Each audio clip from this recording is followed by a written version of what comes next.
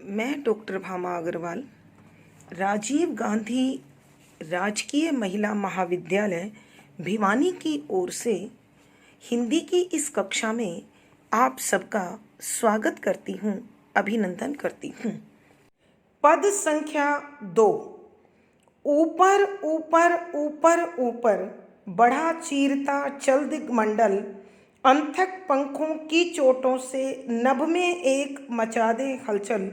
तिनका तेरे हाथों में है अमर एक रचना का साधन, तिनका तेरे पंजे में है विधना के प्राणों का स्पंदन। प्रस्तुत पद हमारी हिंदी की पाठ्य पुस्तक समकालीन हिंदी कविता में संकलित प्रयोगवादी कवि अज्ञे जी द्वारा रचित उड़चल हारिल नामक कविता से लिया गया है। संदर्भ: यहाँ कवि सच्चे कर्मयोगी की तुलना हारिल पक्षी से करते हुए उसे समझाने की कोशिश कर रहे हैं कि मनुष्य को अपने कर्तव्य के पथ पर लगातार चलते रहना चाहिए। उसके जो सीमित साधन हैं, उसके पास जो थोड़ी सी सामग्री है, यह उसके लिए हारिल पक्षी के पंजे में दबी हुई लकड़ी के समान है और उसे इसी का प्रयोग कर हमेशा ऊंचाई की चरम सीमा पर पहुंचना होता है। ऐसे ही भावों को व्यक्त करते हुए कवि कहते हैं कि सरलार्थ। सबसे पहले बच्चों हम शब्दों का अर्थ देखेंगे। दिग्मंडल यानी सभी दिशाएं अथवा आकाश। अनथक जो कभी भी थकने वाले नहीं हैं। चोट, प्रहार, आघात। नभ आकाश। हलचल गति, चाल, साधन साधन या उपादान। पंजे हाथ का अथवा पाँव का पंजा। विधना भाग्य, ब्रह्मा, नियति, भविष्य। स्पंदन माने होता है धड़कन, गति।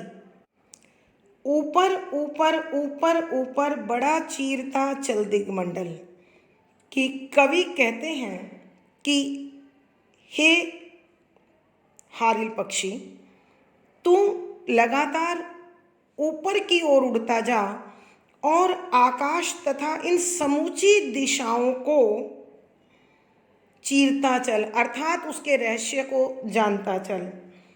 अंथक पंखों की चोटों से नभ में एक मचा दे हलचल। अंथक जो तेरे पंख कभी भी थकने वाले नहीं होने चाहिए। तो इन चोटों की प्रहारों से ही इस पूरे आकाश में एक अद्भुत हलचल मचा दे, गति पैदा कर दे और वहाँ एक अद्भुत पहचान के साथ उपस्थित हो जा। कवि फिर कहते हैं कि हे हारिल पक्षी, तेरे पंजे में दबा हुआ ये जो तिनका है, यह तेरी अमर यश, कीर्ति और गौरव का साधन है। यह तेरे पंजे वाला तिनका वास्तव में उस ब्रह्मा की धड़कन है जो भविष्य को निर्धारित करने वाली है। यहाँ हारिल पक्षी क्योंकि कर्मयोगी का प्रतीक है, तो ध्यान दीजिए बच्चों, कवि कहते हैं कि हे कर्मयोगी मनुष्य, हे कर्मठ मनुष्य, हे कर्तव्यनिष्ठ मनुष्य, तू हमेशा अपने सीमित साधनों के साथ ऊंचाई की ओर बढ़ता चल, सफलता के आकाश में अपना स्थान बनाता चल और अपने कभी न थकने वाले साहस और दृढ़ संकल्प के बल पर सफलताओं का एक नया इतिहास रच दे। क्योंकि ये जो तिनका तेरे पास है, अर्थात ये जो सीमित साधन तेरे पास हैं, ये महज थोड़े से साधन नहीं हैं, बल्कि यह नव निर्माण और नव सृजन का आधार है। यही वो साधन है जिसके बल पर तूने नया निर्माण करना है। और इन सीमित संसाधनों में वास्तव में ईश्वर की वो अद्वितीय शक्ति है, ईश्वर की वो अखंड ताकत है जो उसके भविष्य का निर्धारण करने में तेरे लिए सबसे बड़ा शस्त्र होगी, साधन होगी और तुझे नई कीर्ति, नया यश, नया गौरव प्रदान करेगी। विशेष से पूर्व भावार्थ। कवि के कहने का भावार्थ यह है कि प्रत्येक मनुष्य के पास जितना साधन है, जो अवसर है, उन्हीं का सहयोग लेते हुए, लाभ उठाते हुए उसे हमेशा नव निर्माण, नव सृजन करना चाहिए, तभी वो अमरता को प्राप्त कर सकता है। विशेष यहाँ कवि भारतीय नवयुवकों को उन्नति के आकाश पर नया इतिहास रचने की प्रेरणा दे रहे हैं। शुद्ध साहित्यिक खड़ी बोली का प्रयोग है, वीर रस है, ओज गुण है, लक्षणा शब्द शक्ति है, तुकांत छंद का सफल प्रयोग हुआ है, ये शैली है। अब अलंकार देखिए बच्चों। पहला अलंकार है अनुप्रास। अब देखें, ऊपर ऊपर ऊपर ऊपर, जितनी बार ऊपर बोला जाएगा और अधिक जोश के साथ, उत्साह के साथ, तो यहाँ विप्सा अलंकार है, तू संबोधन अलंकार है। तिनके का भावार्थ अलग होने के कारण रूपक अलंकार भी है। तो प्यारे बच्चों, यहाँ अनुप्रास, विप्सा, संबोधन, रूपक, प्रश्न आदि अलंकारों का सुंदर सटीक प्रयोग हुआ है। पद संख्या 3। कांपन, यद्यपि दसों दिशा में तुझे शून्य नभ घेर रहा है, रुकना। यद्यपि उपहास जगत का तुझको पथ से हेर रहा है, तू मिट्टी था किंतु आज मिट्टी को तूने बांध लिया है। तू था सृष्टि किंतु सृष्टा के गुरु को तूने पहचान लिया है। प्रसंग पूर्ववत। संदर्भ, यहाँ कवि ने भारतीय नवयुवकों को अथवा नई पीढ़ी को नव निर्माण का संदेश दिया है। जैसा कि आप सब जानते हैं कि समाज में कोई भी नया कार्य किया जाता है या कोई भी व्यक्ति किसी नई दिशा में चलता है तो दो प्रकार की प्रतिक्रियाएं सामने आती हैं।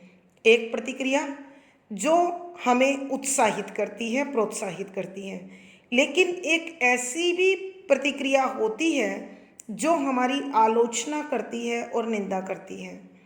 जो कमज़ोर मन के लोग होते हैं वो उससे डरकर अपने पांव पीछे खींच लेते हैं।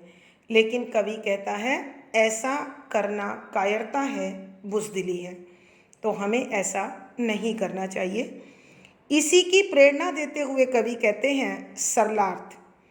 सरलार्थ से पूर्व हम शब्दों के अर्थ जानेंगे। कांपना, डर जाना। शून्य अर्थात शाब्दिक अर्थ है ज़ीरो, जिसका कोई और छोर नहीं है। यहाँ शून्य से अभिप्राय है जिसके विषय में कोई जानकारी ना हो। नभ, आकाश। आकाश की विशेषता, यह इतना फैला हुआ है कि इसका कहीं अंत नज़र नहीं आता। तो कहने का अभिप्राय क्या है कि जब तुम ऊंचाई के पथ पर बढ़ोगे तो तुम्हें न दिशाओं का ज्ञान होगा न दशाओं का ज्ञान होगा। तो ऐसी स्थिति में घबराना नहीं है। रुकना, मत रुको। यद्यपि चाहे उपहास, मजाक, जगत संसार तुझको पथ से हेर रहा है। पथ माने रास्ता, हेरना होता है धकेलना, पीछे ले जाना।